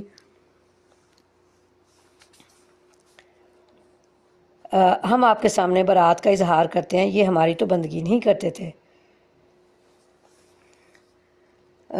اس کا مطلب یہ ہے کہ در حقیقت یہ اپنی خواہشات کی پیروی کرتے تھے، اور یعنی وہ معبودین جن کی لوگ دنیا میں عبادت کرتے تھے اس بات سے ہی انکار کر دیں گے کہ لوگ ان کی عبادت کرتے تھے۔ اس مضمون کو قرآن کریم میں کئی جگہ بیان کیا گیا ہے۔ پھر ان سے کہا جائے گا کہ پکارو اب اپنے ٹھہرائے ہوئے شریکوں کو، یہ انہیں پکاریں گے مگر وہ ان کو کوئی جواب نہ دیں گے، اور یہ لوگ عذاب دیکھ لیں گے، کاش یہ ہدایت اختیار کرنے والے ہوتے۔ یعنی جب انہیں کہا جائے گا شریکوں کو بلاؤ تو اس کا مطلب یہ ہے کہ ان سے مدد طلب کرو، جس طرح دنیا میں کرتے تھے۔ کیا وہ تمہاری مدد کرتے ہیں؟ بس وہ پکاریں گے، لیکن وہاں کس کو یہ جرت ہوگی کہ جو یہ کہے کہ ہاں ہم تمہاری مدد کرتے ہیں۔ اور عذاب دیکھ لیں سے مراد یہ ہے کہ یعنی یقین کر لیں گے کہ ہم سب جہنم کا ایندھن بننے والے ہیں۔ یعنی عذاب دیکھ لینے کے بعد آرزو کریں گے کہ کاش دنیا میں ہدایت کا راستہ اپنا لیتے تو آج وہ اس حشر سے بچ جاتے۔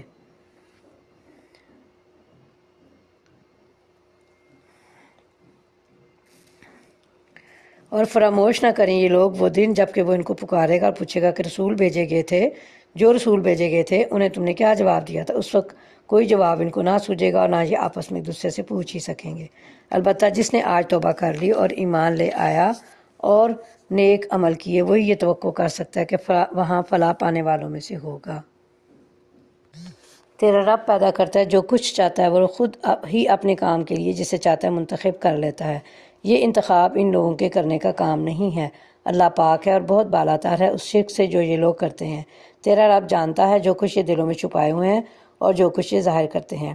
وہی ایک اللہ ہے جس کے سوا کوئی عبادت کا مستحق نہیں، اسی کے لیے حمد ہے دنیا میں بھی اور آخرت میں بھی، فرمانروائی اسی کی ہے اور اسی کی طرف تم سب پلٹائے جانے والے ہو۔ اے نبی صلی اللہ علیہ وسلم ان سے کہو کبھی تم لوگوں نے غور کیا کہ اگر اللہ قیامت تک تم پر ہمیشہ کے لیے رات طاری کر دے تو اللہ کے سوا وہ کون سا معبود ہے جو تمہیں روشنی لا دے؟ کیا تم سنتے نہیں ہو؟ ان سے پوچھو کبھی تم نے سوچا کہ اگر اللہ قیامت تک تم پر ہمیشہ کے لیے دن طاری کر دے تو اللہ کے سوا وہ کون سا معبود ہے جو تمہیں رات لا دے تاکہ تم اس میں سکون حاصل کر سکو؟ کیا تم کو سوچتا نہیں یہ اسی کی رحمت ہے کہ اس نے تمہارے لیے رات اور دن بنائے تاکہ تم رات میں سکون حاصل کرو اور دن کو اپنے رب کا فضل تلاش کرو، شاید کہ تم شکر گزار بنو۔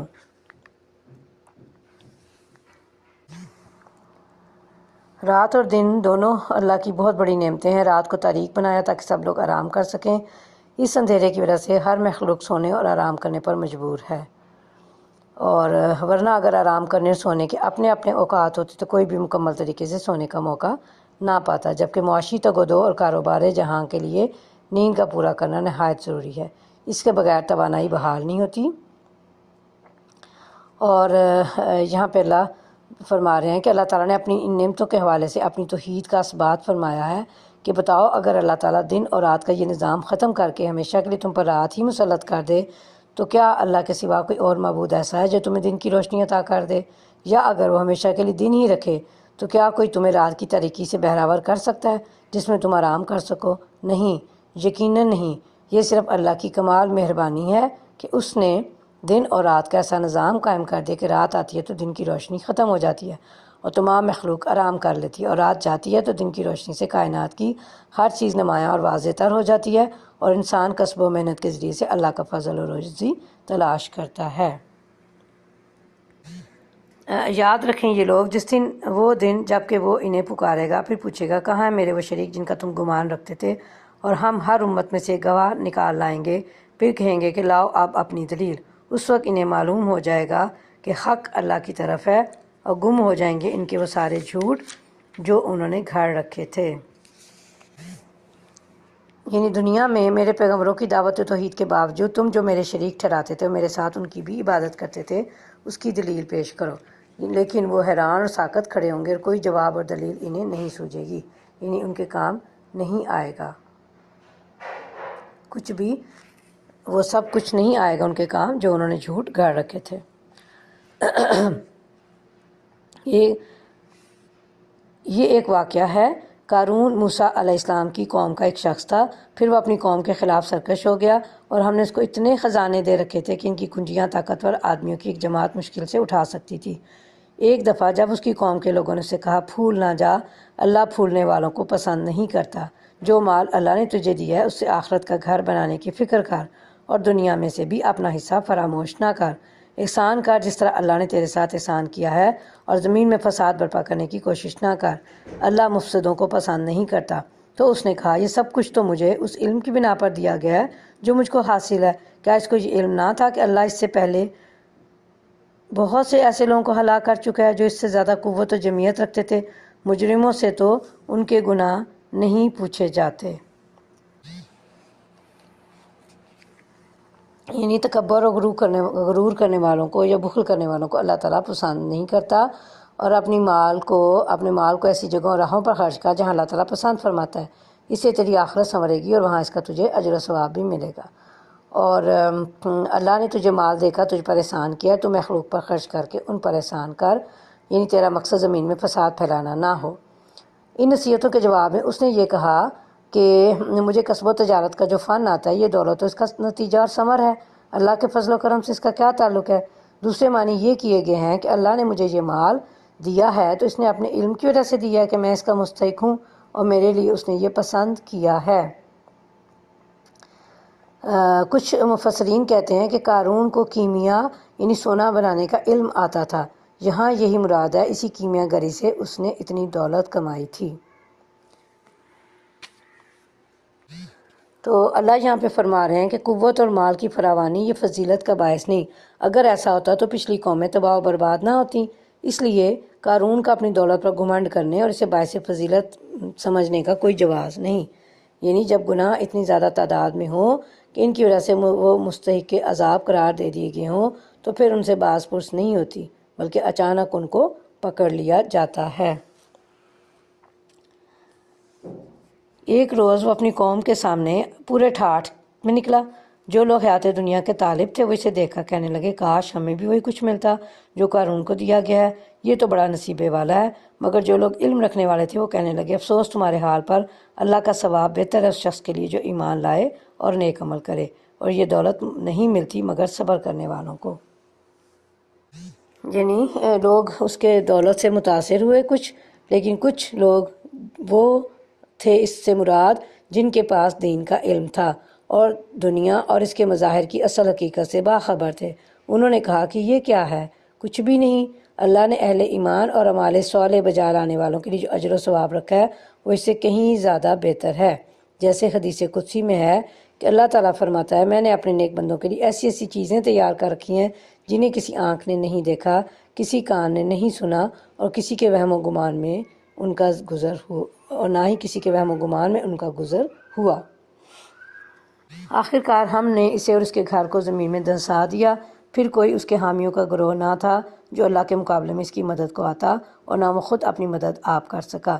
اب وہی لوگ جو کل اس کی منزلت کی تمنا کر رہے تھے کہنے لگے افسوس ہم بھول گئے تھے کہ اللہ اپنے بندوں میں سے جس کا رزق چاہتا ہے کشادہ کرتا ہے اور جسے چاہتا ہے نپاتلا دیتا ہے۔ اگر اللہ نے ہم پر احسان نہ کیا ہوتا تو ہمیں بھی زمین میں دھنسا دیتا، افسوس ہم کو یاد نہ رہا کہ کافر فلاح نہیں پایا کرتے۔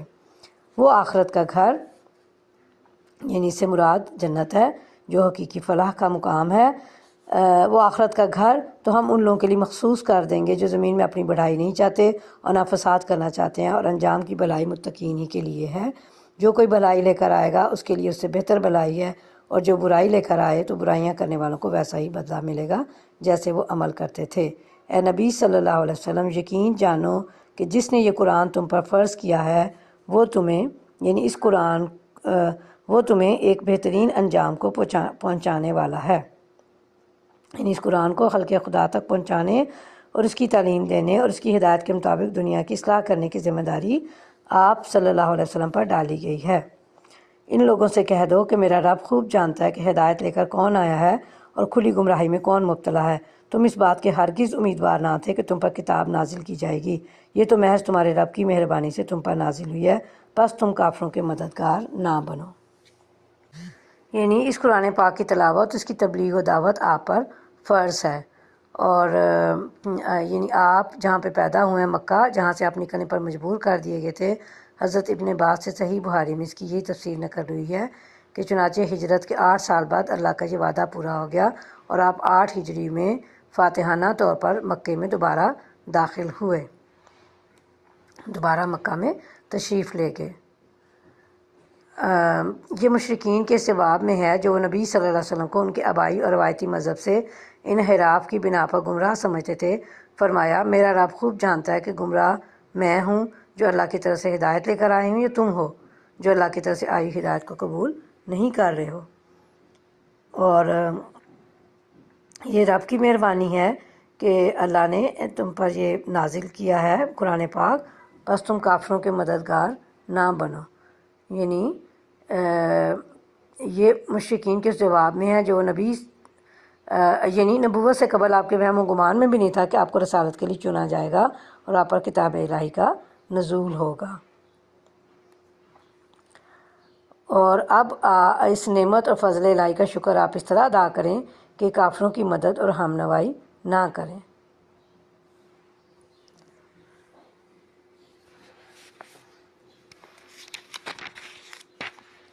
اور ایسا کبھی نہ ہونے پائے کہ اللہ کی آیات تم پر نازل ہوں جب تم پر نازل ہوں تو کفار تمہیں ان سے باز رکھیں۔ یعنی ان کافروں کی باتیں، ان کی ایذا رسانی اور ان کی طرف سے تبلیغ و دعوت کی راہ میں رکاوٹیں آپ کو قرآن کی تلاوت اور اس کی تبلیغ سے نہ روک دیں، بلکہ آپ پوری تندہی سے اور یکسوئی سے رب کی طرف بلانے کا کام کرتے رہیں۔ نبی کریم صلی اللہ علیہ وسلم کو یہ اللہ کی طرف سے ہدایت فرمائی گئی۔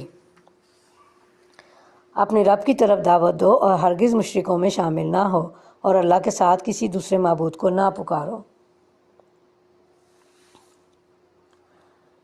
یعنی کسی اور کی عبادت نہ کرو، نہ دعا کے ذریعے سے، نہ نظر و نیاز کے ذریعے سے، نہ ہی قربانی کے ذریعے سے، کہ یہ سب عبادات ہیں جو صرف ایک اللہ کے لیے خاص ہیں۔ قرآن میں ہر جگہ غیر اللہ کی عبادت کو پکارنے سے تعبیر کیا گیا ہے، جس سے مقصود اسی نقطے کی وضاحت ہے کہ غیر اللہ کو مفوق الاسباب طریقے سے پکارنا، اس سے مدد مانگنا، اس کے حضور اپنی درخواستیں رکھنا، ان سے دعائیں کرنا اور التجائیں کرنا، یہ ان کی عبادت ہی ہے، جس سے انسان مشرک بن جاتا ہے۔ یعنی غیر اللہ کے سامنے جب یہ سارے معاملے کرتا ہے انسان، تو پھر وہ اللہ کے ساتھ شرک کر رہا ہوتا ہے۔ ہر چیز ہلاک ہونے والی ہے سوائے اس ذات کے، فرما روائی اسی کی ہے اور اسی کی طرف تم سب پلٹائے جانے والے ہو۔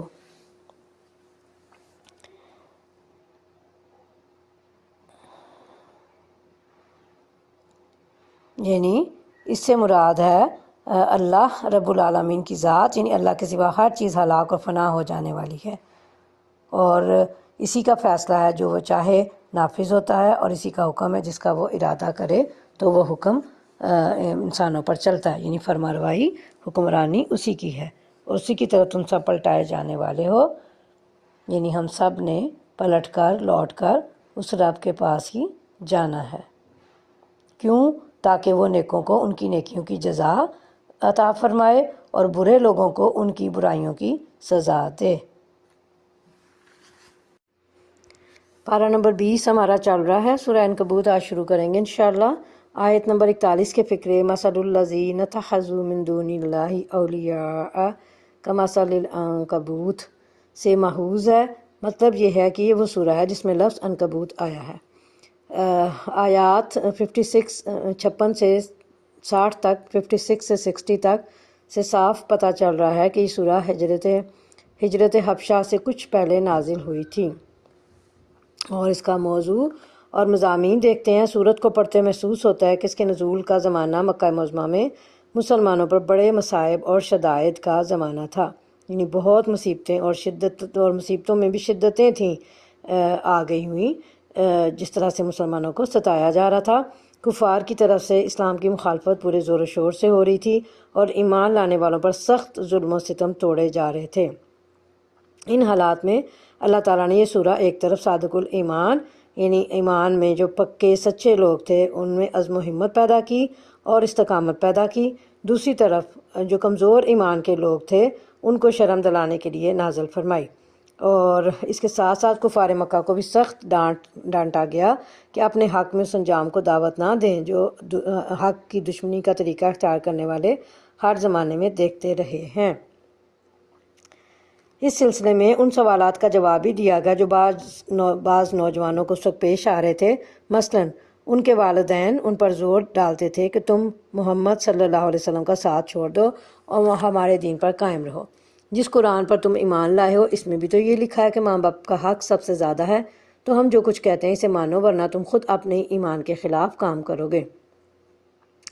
اس کا جواب آیت نمبر 8 میں دیا گیا۔ اسی طرح بعض نو مسلموں سے ان کے قبیلے کے لوگ کہتے تھے کہ عذاب ثواب ہماری گردن پر، تم ہمارا کہنا مانو اور اس شخص سے یعنی نبی کریم صلی اللہ علیہ وسلم سے الگ ہو جاؤ۔ اگر خدا تمہیں پکڑے گا تو ہم خود آگے بڑھ کر کہہ دیں گے کہ صاحب ان بیچاروں کا کچھ قصور نہیں، ان کو ہم نے ایمان چھوڑنے پر مجبور کیا تھا، اس لیے آپ ہمیں پکڑ لیں۔ اس کا جواب بھی اللہ تعالیٰ نے اسی سورہ عنکبوت میں دیا ہے۔ پھر پچھلے انبیاء کی مثالیں دی گئیں کہ کیسی سختیاں ان پر گزریں، کتنی کتنی مدت وہ ستائے گئے، پھر آخرکار اللہ کی طرف سے ان کی مدد ہوئی۔ اس لیے گھبراؤ نہیں، اللہ کی مدد ضرور آئے گی، مگر آزمائش کا ایک دور گزرنا ضروری ہے۔ اور پھر آخر میں مسلمانوں کو ہدایت کی گئی کہ اگر ظلم و ستم تمہارے لیے ناقابل برداشت ہو جائیں تو ایمان چھوڑنے کی بجائے گھر بار چھوڑ کر نکل جاؤ۔ اللہ کی زمین وسیع ہے، جہاں اللہ کی بندگی کر سکو وہاں چلے جاؤ۔ اعوذ باللہ من الشیطان الرجیم، بسم اللہ الرحمن الرحیم۔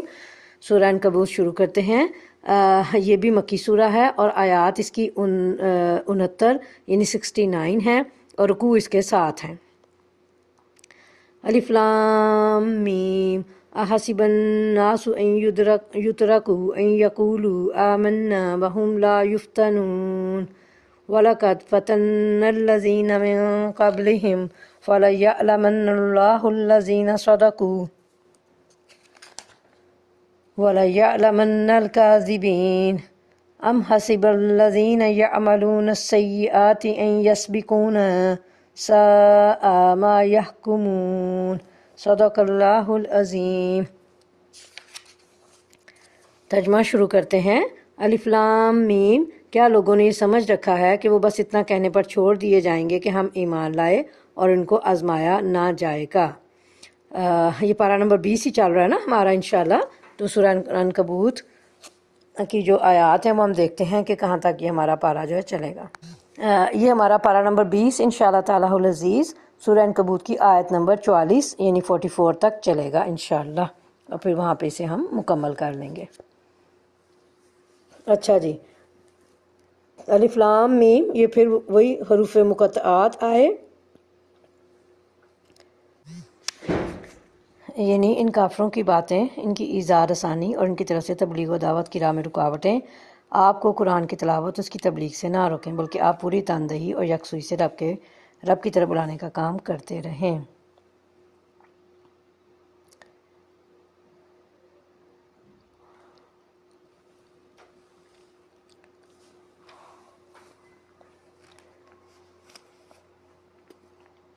حالانکہ ہم ان لوگوں کی آزمائش کر چکے جن سے پہلے گزرے ہیں، اللہ کو تو ضرور یہ دیکھنا ہے کہ سچے کون اور جھوٹے کون،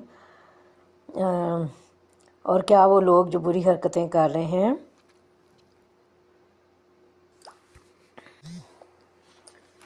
یعنی یہ گمان کہ صرف زبان سے ایمان لانے کے بعد بغیر امتحان لیے انہیں چھوڑ دیا جائے گا صحیح نہیں، بلکہ انہیں جان و مال کی تکالیف اور دیگر آزمائشوں کے ذریعے سے جانچا پرکھا جائے گا تاکہ کھرے کھوٹے کا، سچے جھوٹے کا اور مومن منافق کا پتہ چل جائے۔ ان سے اگلوں کو بھی ہم نے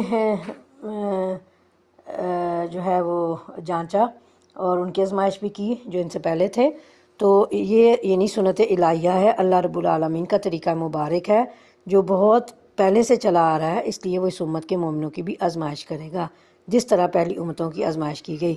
ان آیات کے شان نزول کی روایات میں آتا ہے کہ صحابہ کرام رضی اللہ عنہم اجمعین نے اس ظلم و ستم کی شکایت کی جس کا نشانہ وہ کفار مکہ کی طرف سے بنے ہوئے تھے، اور رسول اللہ صلی اللہ علیہ وسلم سے دعا کی، درخواست کی تاکہ اللہ تعالیٰ ان کی مدد فرمائے۔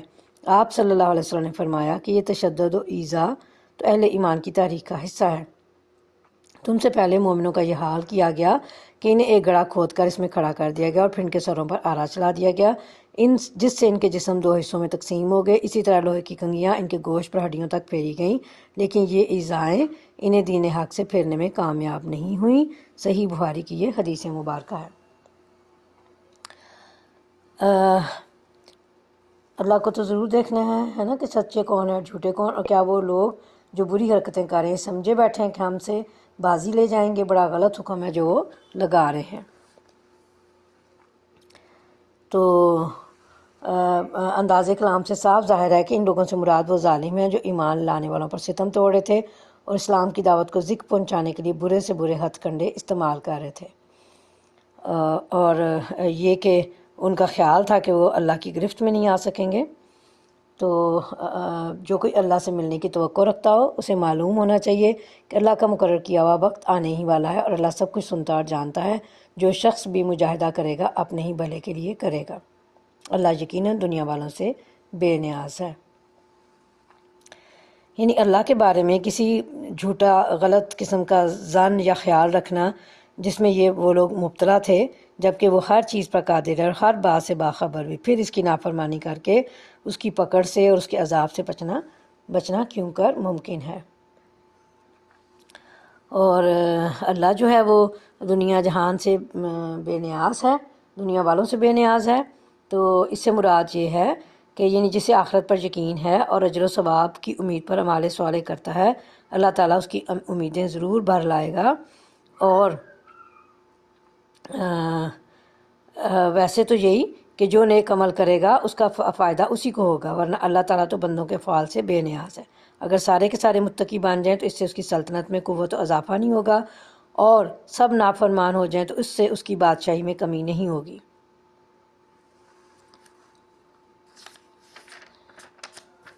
اور جو لوگ ایمان لائیں گے اور نیک اعمال کریں گے ان کی برائیاں ہم ان سے دور کر دیں گے اور انہیں ان کے بہترین اعمال کی جزا دیں گے۔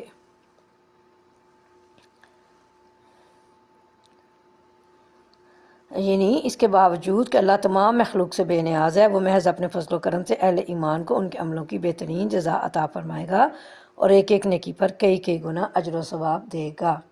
ہم نے انسان کو ہدایت کی کہ اپنے والدین کے ساتھ نیک سلوک کرے، لیکن اگر وہ تجھ پر زور ڈالیں کہ تو میرے ساتھ کسی ایسے معبود کو شریک ٹھہرائے جسے تو میرے شریک کی حیثیت سے نہیں جانتا، تو ان کی اطاعت نہ کر۔ یعنی جو نوجوان مکہ میں ایمان لائے تھے ان کے والدین ان پر دباؤ ڈال رہے تھے کہ وہ ایمان سے باز آ جائیں، اس پر فرمایا گیا کہ والدین کے حقوق اپنی جگہ پر، مگر ان کو یہ حق نہیں ہے کہ اللہ کے راستے سے اولاد کو روکیں۔ میری ہی طرف تم سب کو پلٹ کر آنا ہے، پھر میں تم کو بتا دوں گا کہ تم کیا کرتے رہے ہو، اور جو لوگ ایمان لائے ہوں اور جنہوں نے نیک اعمال کیے ہوں گے ان کو ہم ضرور صالحین میں داخل کریں گے۔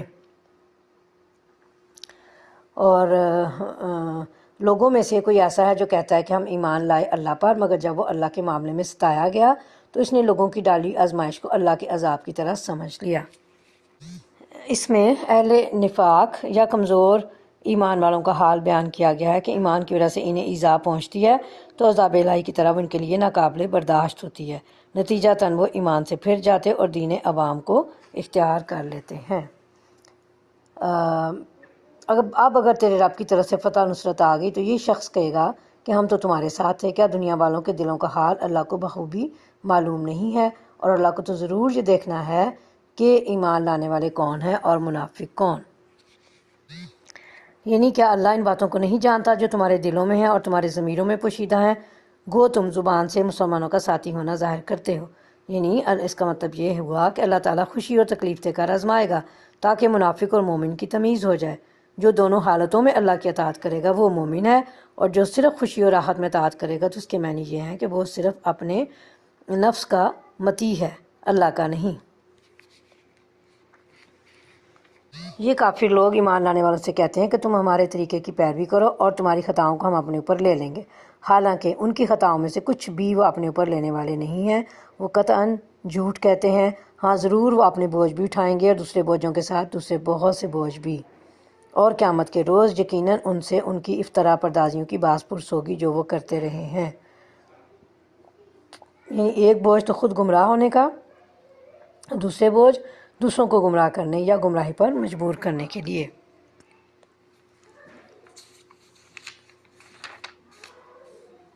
ہم نے نوح علیہ السلام کو اس کی قوم کی طرف بھیجا اور وہ 50 کم 1000 برس ان کے درمیان رہا۔ آخرکار ان لوگوں کو طوفان نے آ گھیرا اس حال میں کہ وہ ظالم تھے۔ پھر نوح علیہ السلام کو اور کشتی والوں کو ہم نے بچا لیا اور اسے دنیا والوں کے لیے ایک نشان عبرت بنا کر رکھ دیا۔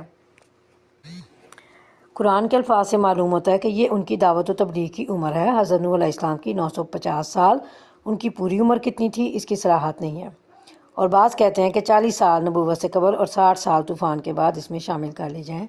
واللہ عالم بالصواب۔ اور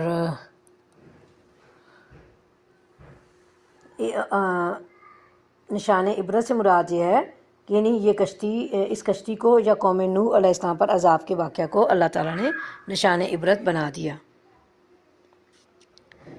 اور ابراہیم علیہ السلام کو بھیجا جبکہ اس نے اپنی قوم سے کہا اللہ کی بندگی کرو اور اس سے ڈرو، یہ تمہارے لیے بہتر ہے اگر تم جانو۔ تم اللہ کو چھوڑ کر جنہیں پوج رہے ہو وہ تو محض بت ہیں اور تم ایک جھوٹ گھڑ رہے ہو۔ در حقیقت اللہ کے سوا جن کی تم پرستش کرتے ہو وہ تمہیں کوئی رزق بھی دینے کا اختیار نہیں رکھتے۔ اللہ سے رزق مانگو اور اسی کی بندگی کرو اور اس کا شکر ادا کرو، اسی کی طرف تم پلٹائے جانے والے ہو۔ اور اگر تم جھٹلاتے ہو تو تم سے پہلے بہت سی قومیں جھٹلا چکی ہیں اور رسول صلی اللہ علیہ وسلم پر صاف صاف پیغام پہنچا دینے کے سوا کوئی ذمہ داری نہیں ہے۔ یعنی یہ حضرت ابراہیم علیہ السلام کا قول بھی ہو سکتا ہے جنہوں نے اپنی قوم سے کہا، یا اللہ تعالیٰ کا قول ہے جس میں اہل مکہ سے خطاب ہے، اور اس میں نبی صلی اللہ علیہ وسلم کو تسلی دی جا رہی ہے کہ کفار مکہ اگر آپ کو جھٹلا رہے ہیں تو اس سے گھبرانے کی ضرورت نہیں ہے۔ پیغمبروں کے ساتھ یہی ہوتا آیا ہے، پہلی امتیں بھی رسولوں کو جھٹلاتی اور اس کا نتیجہ بھی وہ ہلاکت و تباہی کی صورت میں بھگتتی رہی ہیں۔ اس لیے آپ بھی تبلیغ کا کام کرتے رہیے، اس سے کوئی راہ یاب ہوتا ہے یا نہیں، یعنی کوئی راہ پکڑتا ہے، سیدھے راستے پر آتا ہے یا نہیں، اس کے ذمہ دار آپ نہیں ہیں، نہ آپ سے اس کی بابت ہی پوچھا جائے گا، کیونکہ ہدایت دینا نہ دینا یہ صرف اللہ کے اختیار میں ہے، جو اپنی سنت کے مطابق جس میں ہدایت کی طلب صادق دیکھتا ہے اس کو ہدایت سے نوازتا ہے، دوسروں کا ضلالت کی تاریکیوں میں بھٹکتا ہوا چھوڑ دیتا ہے۔ کیا انہوں نے دیکھا نہیں، ان لوگوں نے کبھی دیکھا ہی نہیں ہے کہ کس طرح اللہ خلق کی ابتدا کرتا ہے پھر اس کا اعادہ کرتا ہے؟ یقیناً یہ اعادہ تو اللہ کے لیے آسان تر ہے۔ ان سے کہو کہ زمین میں چلو پھرو اور دیکھو کہ اس نے کس طرح خلق کی ابتدا کی ہے، پھر اللہ بارے دیگر بھی زندگی بخشے گا، اور یقیناً اللہ ہر چیز پر قادر ہے۔ یعنی توحید و رسالت کے اثبات کے بعد یہاں سے آخرت کا اثبات کیا جا رہا ہے جس کا کفار انکار کرتے تھے۔ فرمایا پہلی مرتبہ پیدا کرنے والا بھی وہی ہے جب تمہارا سرے سے وجود ہی نہیں تھا، پھر تم دیکھنے سننے اور سمجھنے والے بن گئے، اور پھر جب مر کر مٹی میں رل جاؤ گے بظاہر تمہارا نام و نشان تک نہیں رہے گا، اللہ تعالیٰ تمہیں دوبارہ پیدا فرمائے گا، زندہ فرمائے گا۔ یعنی یہ بات چاہے تمہیں کتنی ہی مشکل لگے اللہ کے لیے بالکل آسان ہے، جسے چاہے سزا دے اور جس پر چاہے رحم فرمائے، اس کی طرف تم پھیرے جانے والے ہو۔ تم نہ زمین میں عاجز کرنے والے ہو نہ آسمان میں، اور اللہ سے بچانے والا کوئی سرپرست اور مددگار تمہارے لیے نہیں ہے۔ جن لوگوں نے اللہ کی آیات کا اور اس سے ملاقات کا انکار کیا وہ میری رحمت سے مایوس ہو چکے ہیں اور ان کے لیے دردناک سزا ہے۔ یعنی اللہ تعالیٰ کی رحمت دنیا میں عام ہے جس سے کافر اور مومن، منافق اور مخلص، نیک اور بد سب یکساں طور پر مستفید ہو رہے ہیں۔ اللہ تعالیٰ سب کو دنیا کے وسائل، آسائشیں اور مال و دولت عطا کر رہا ہے۔ یہ رحمت الہی کی وہ وسعت ہے جسے اللہ تعالیٰ نے دوسرے مقام پر فرمایا، یعنی سورہ اعراف میں، کہ میری رحمت نے ہر چیز کو گھیر لیا ہے۔ لیکن آخرت چونکہ دارالجزا ہے، انسان نے دنیا کی کھیتی میں جو کچھ بویا ہوگا اسی کی فصل سے وہاں کاٹنی ہوگی، جیسے عمل کیے ہوں گے اسی کی جزا سے وہاں ملے گی۔ اللہ کی بارگاہ میں بے لاگ فیصلے ہوں گے، دنیا کی طرح اگر آخرت میں بھی نیک و بد کے ساتھ یکساں سلوک ہو اور مومن و کافر دونوں ہی رحمت الہی کے مستحق قرار پائیں تو اس سے ایک تو اللہ تعالیٰ کی صفت عدل پر حرف آتا ہے، دوسرے قیامت کا مقصد ہی فوت ہو جاتا ہے۔ پھر ابراہیم علیہ السلام کی قوم کا جواب اس کے سوا کچھ نہ تھا کہ انہوں نے کہا قتل کر دو اسے یا جلا ڈالو اس کو۔ آخرکار اللہ نے اسے آگ سے بچا لیا، یقیناً اس میں نشانیاں ان لوگوں کے لیے جو ایمان لانے والے ہیں۔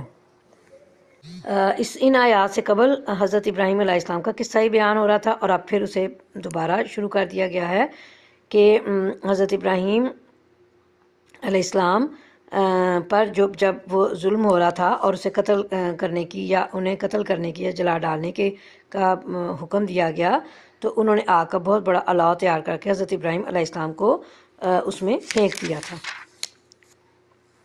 اور اللہ تعالیٰ نے آگ کو گلزار کی صورت میں بدل کر اپنے بندے کو بچا لیا، جیسا کہ سورہ انبیاء میں بھی ہم پڑھ چکے ہیں۔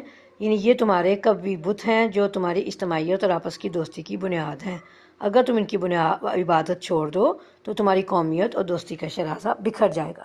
یعنی حضرت ابراہیم علیہ السلام نے کہا اور اس نے کہا تم نے دنیا کی زندگی میں تو اللہ کو چھوڑ کر بتوں کو اپنے درمیان محبت کا ذریعہ بنا لیا، یعنی تم نے خدا پرستی کی بجائے بت پرستی کی بنیاد پر اپنی اجتماعی زندگی کی تعمیر کر لی ہے، جو دنیاوی زندگی کی حد تک تمہارا قومی شرازہ باندھ سکتی ہے، اس لیے کہ یہاں کسی عقیدے پر بھی لوگ جمع ہو سکتے ہیں، خواہ حق ہو یا باطل، اور ہر اتفاق و اجتماع چاہے وہ کیسے ہی غلط عقیدے پر ہو، باہم دوستیوں، رشتہ داریوں، برادریوں اور دوسرے تمام مذہبی، معاشرتی و تمدنی اور معاشی و سیاسی تعلقات کے قیام کا ذریعہ بن سکتا ہے۔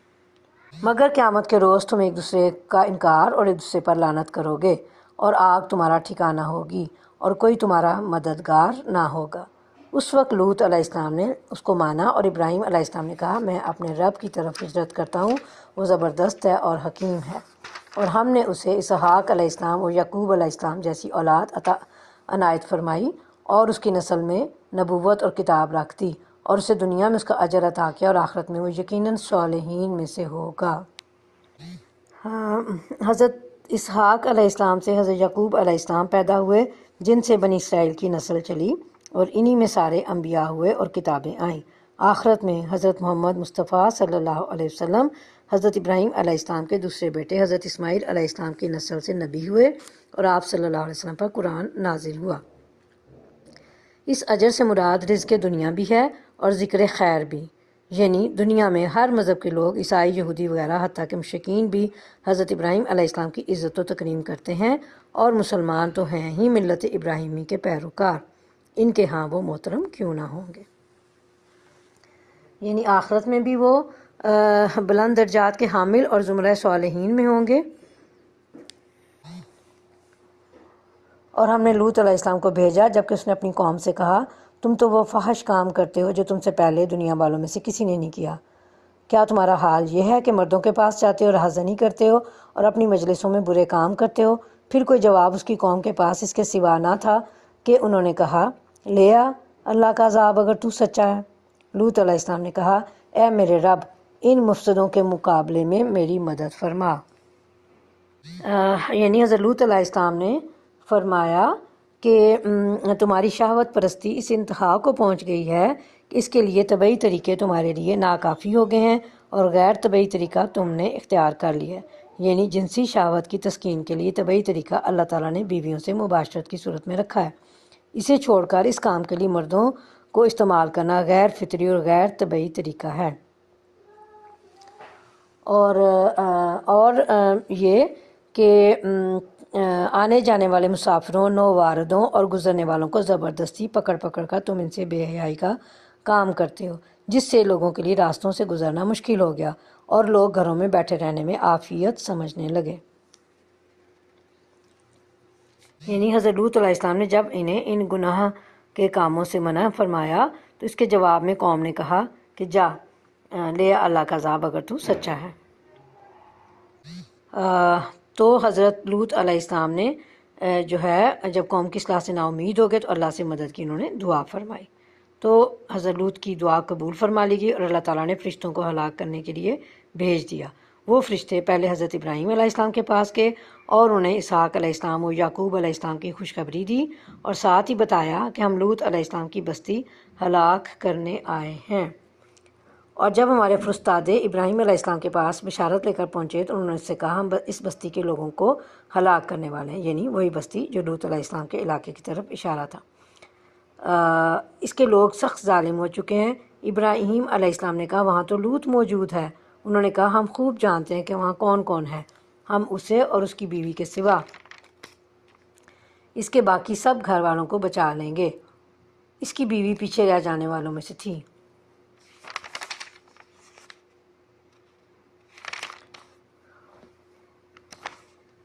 یعنی فرشتوں نے جواب دیا کہ ہمیں علم ہے کہ خیر کے کام کرنے والے، نیکی کو اختیار کرنے والے اور مومن کون ہیں، اور نافرمانیاں کرنے والے اور شر پھیلانے والے لوگ کون ہیں۔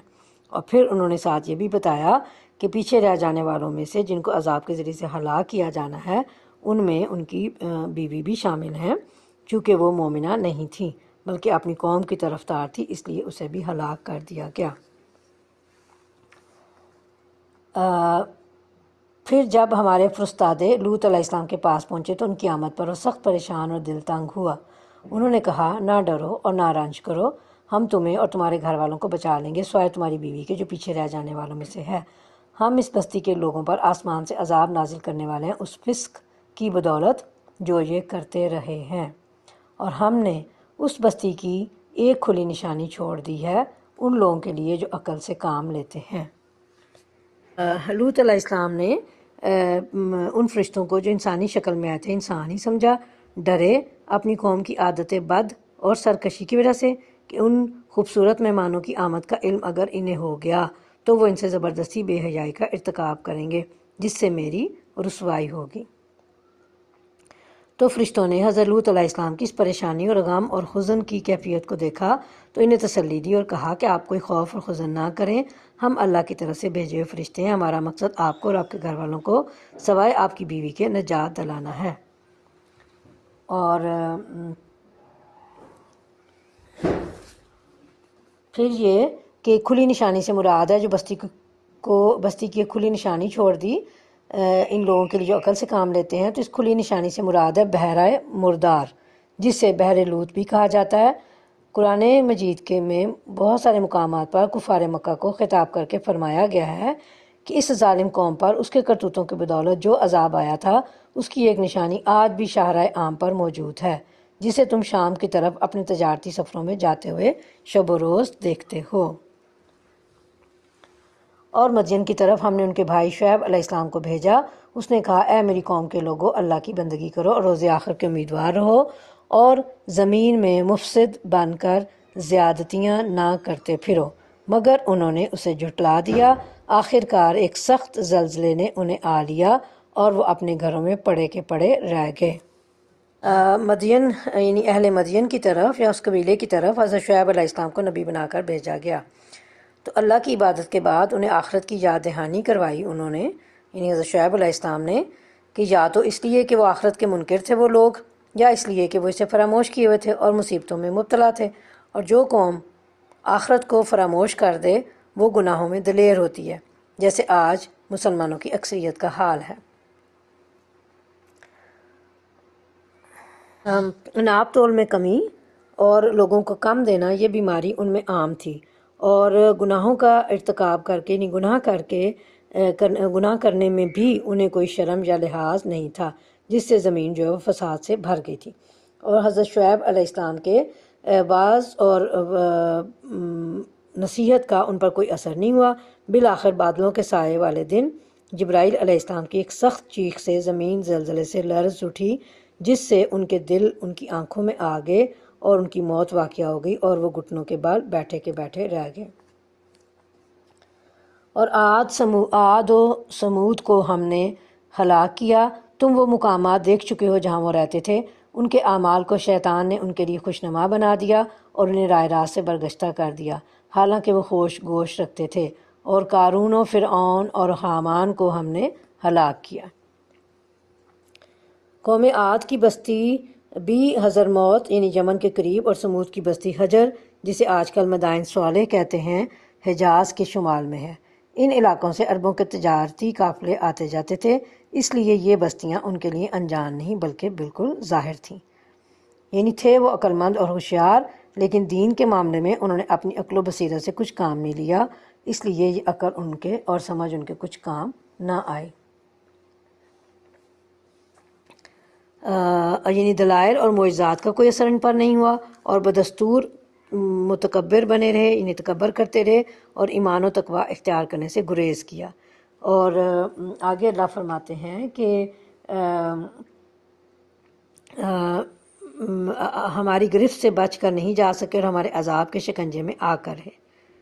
دوسرا ترجمہ اس کا یہ بھی ہو سکتا ہے کہ یہ کفر میں سبقت کرنے والے نہیں تھے، بلکہ ان سے پہلے بھی بہت سی امتیں گزر چکی ہیں جنہوں نے اسی طرح کفر و عناد کا راستہ اختیار کیے رکھا تھا، اور ہم نے ان کے گناہوں کی پاداش میں انہیں اپنی گرفت میں لے لیا۔ اور قارون اور حامان جسے مال و دولت کے خزانے عطا کیے گئے تھے، لیکن یہ اس گھمنڈ میں مبتلا ہو گیا کہ یہ مال و دولت اس بات کی دلیل ہے کہ میں اللہ کے ہاں معزز اور محترم ہوں، اور مجھے موسیٰ علیہ السلام کی بات ماننے کی کیا ضرورت ہے۔ چنانچہ اسے اس کے خزانوں اور محلات سمیت زمین میں دھنسا دیا گیا۔ یہ قارون کا واقعہ۔ اور پھر فرعون جو ملک مصر کا حکمران تھا، لیکن حد سے تجاوز کر کے اس نے اپنے بارے میں اللہ خدا ہونے کا دعویٰ بھی کر دیا۔ حضرت موسیٰ علیہ السلام پر ایمان لانے سے اور ان کی قوم بنی اسرائیل کو، جس کو اس نے غلام بنا رکھا تھا، آزاد کرنے سے انکار کر دیا۔ بالآخر ایک صبح اس کو اس کے پورے لشکر سمیت دریائے کلزم میں غرق کر دیا گیا۔ موسیٰ علیہ السلام ان کے پاس بینات لے کر آیا، مگر انہوں نے زمین میں اپنی بڑائی کا زعم کیا، یعنی دعویٰ کیا، خیال کیا، گمان کیا، حالانکہ وہ سبقت لے جانے والے نہ تھے۔ آخرکار ہر ایک کو ہم نے اس کے گناہ میں پکڑا، پھر ان میں سے کسی پر ہم نے پتھراؤ کرنے والی ہوا بھیجی، اور کسی کو ایک زبردست دھماکے نے آ لیا، اور کسی کو ہم نے زمین میں دھسا دیا، اور کسی کو غرق کر دیا۔ اللہ ان پر ظلم کرنے والا نہ تھا، مگر وہ خود ہی اپنے اوپر ظلم کر رہے تھے۔ یعنی اللہ کی شان یہ نہیں کہ وہ ظلم کرے، اس لیے پچھلی قومیں جن پر عذاب آیا محض اس لیے ہلاک ہوئیں کہ کفر و شرک اور تکذیب و معاصی، یعنی جھٹلانا اللہ کے پیغمبروں کو، اللہ کے پیغام کو، اور گناہوں کا ارتکاب کرنا، گناہ کرنا، انہوں نے خود ہی کر کے یہ سارے کام اپنے جانوں پر ظلم کیا تھا۔ جن لوگوں نے اللہ کو چھوڑ کر دوسرے سرپرست بنا لی ہیں، ان کی مثال مکڑی جیسی ہے جو اپنا ایک گھر بناتی ہے، اور سب گھروں سے زیادہ کمزور گھر مکڑی کا گھر ہی ہوتا ہے۔ کاش یہ لوگ علم رکھتے۔ یہ لوگ اللہ کو چھوڑ کر جس چیز کو بھی پکارتے ہیں، اللہ اسے خوب جانتا ہے، اور وہی زبردست اور حکیم ہے۔ یہ مثالیں ہم لوگوں کی فہمائش کے لیے دیتے ہیں، مگر ان کو وہی لوگ سمجھتے ہیں جو علم رکھنے والے ہیں۔ اللہ نے آسمانوں اور زمین کو برحق پیدا کیا ہے، در حقیقت اس میں ایک نشانی ہے اہل ایمان کے لیے۔ یعنی جس طرح مکڑی کا جالا، یعنی گھر مکڑی کا نہایت بودا، کمزور اور ناپائیدار ہوتا ہے، ہاتھ کے ادنا سے اشارے سے وہ نابود ہو جاتا ہے، یعنی مٹ جاتا ہے، ختم ہو جاتا ہے۔ اللہ کے سوا دوسروں کو اپنا معبود، حاجت روا اور مشکل کشا سمجھنا بھی بالکل ایسا ہی، یعنی بالکل بے فائدہ ہے، کیونکہ وہ بھی کسی کے کام نہیں آ سکتے۔ اس لیے غیر اللہ کے سہارے بھی مکڑی کے جالے کی طرح یکسر ناپائیدار ہیں۔ اگر یہ پائیدار یا نفع بخش ہوتے تو یہ معبود گزشتہ اقوام کو تباہی سے بچا لیتے، لیکن دنیا نے دیکھ لیا کہ وہ انہیں نہیں بچا سکے۔ اور اللہ تعالیٰ ہمیں اور تمام امتوں کو خواب غفلت سے بیدار کرنے اور شرک کی حقیقت سے آگاہ کرنے اور ہدایت کا راستہ سجانے کے لیے، بتانے کے لیے جو ہے وہ اپنے انبیاء کو بھیجتے ہیں۔ ٹھیک ہے جی۔ اور پھر اللہ فرماتے ہیں کہ اللہ نے آسمان و زمین کو جو ہے وہ برحق پیدا کیا ہے۔ تو اس سے مراد یہ ہے کہ آسمان و زمین کو برحق پیدا کیا ہے، اور در حقیقت اس میں ایک نشانی ہے اہل ایمان کے لیے۔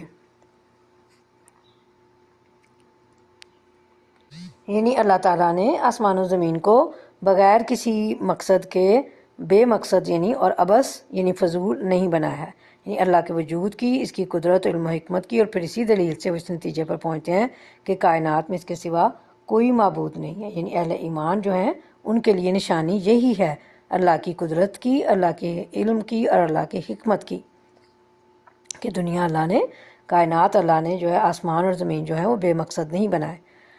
اور وہ پھر لوگ جو ہیں اہل ایمان وہ اس نتیجے پر پہنچتے ہیں کہ کائنات میں اس کے سوا کوئی معبود نہیں، کوئی حاجت روا اور مشکل کشا نہیں۔